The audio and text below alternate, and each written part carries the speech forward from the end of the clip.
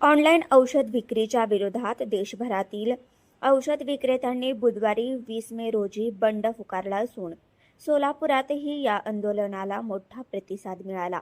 शहरातील जवळपास 4000 मेडिकल दुकाने बंद ठेवत औषध विक्रेत्यांनी ऑनलाईन विक्रीविरोधात जोरदार मोर्चा काढला। 4 हुतात्मा स्मारक येथून मोर्चाला सुरुवात करण्यात आली। शहरातील विविध भागातून सहभागी झालेल्या औषध विक्रेत्यांनी घोषणाबाजी करत ऑनलाईन औषध विक्रीवर नियंत्रण आणण्याची मागणी केली। नमस्कार, मी व्यंकटेश पुजारी, डिस्ट्रिक्ट सोलापूर जिल्हा केमिस्ट असोसिएशनचा अध्यक्ष। आज आमचा हा बंद 3 मागणीसाठी आहे। सगळ्यात प्रमुख मागणी आहे की बेकायदेशीर ई फार्मसी बंद व्हायला पाहिजे, कारण ड्रग्ज अँड कॉस्मेटिक ॲक्ट 1940 आणि 45च्या रूलप्रमाणे बेकायदेशीर आहे। त्याच्यामध्ये कुठल्याही ई फार्मसीचं प्रावधान नाही आहे। तसेच मोठ्या कॉर्पोरेट कंपन्यांकडून जे मोठ्या प्रमाणात डीप डिस्काउंट दिले जातात, त्या डीप डिस्काउंटमध्ये स्पर्धा म्हणजे इनबॅलन्स स्पर्धा होते, ते कुठेतरी बंद व्हावा आणि सगळ्यांना समान न्याय मिळावा। आणि हे जर मागण्या मान्य न झाल्या तर आम्ही बेमुदत संपावर जाण्याची तयारी करतो। प्रमुख मागणी 3च आहेत। पहिलं मागणी आहे ई फार्मसीच्या विरोधात। भारतामध्ये ई फार्मसीला अजून कायद्याने मान्यता दिलेले नसताना दिल्ली हायकोर्टाचा मान्य हे स्टे दिलेले असताना सुद्धा हे सर्रास ऑनलाईन विक्री चालू आहे।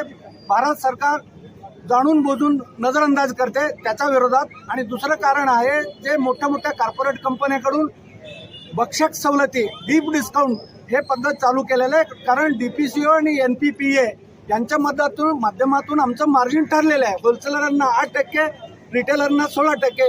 एवढं असताना जर 40%, 50%, 60% जर सवलती देऊन या तळागाळातल्या रिटेलरांना हद्दपार करून पुढे मोनोपॉली तयार करून आणि परत व्याजासकट वसूल करण्याचा जो काय कॉर्पोरेट कंपन्यांचा घाट आहे ते अन्यायकारक आहे। म्हणून त्यांचं जे हाणून पडण्यासाठी आजचं बंद आहे। तिसरं महत्त्वाचं कारण म्हणजे कोविडच्या काळामध्ये संचारबंदी असताना औषधे तळागाळामध्ये होम डिलिव्हरी वृद्ध लोकांना सेवा देण्यासाठी सेंट्रल गव्हर्नमेंटनी जे काढलं होतं GR 28 ऑगस्ट 2018 रोजी, त्याचं कारण असं होतं, डिजिटल प्रिस्क्रिप्शन जरी आला कायद्याच्या बाजूने नसताना सुद्धा ते त्यावेळेला तात्पुरता आपण मान्यता दिली होती।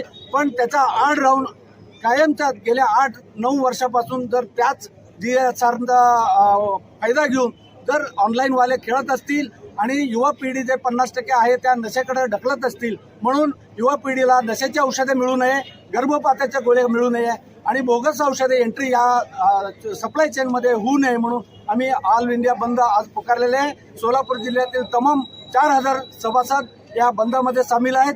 मी